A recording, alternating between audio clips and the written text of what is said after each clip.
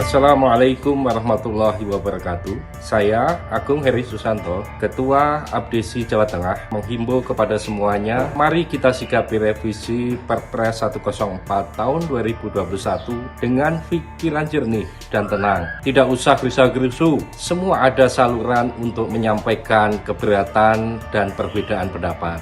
Kita sedang menuju pemilu serentak tahun 2024. Mari ciptakan situasi politik dan Kamtibmas yang kondusif menjelang akhir masa jabatan kepala daerah tahun 2022.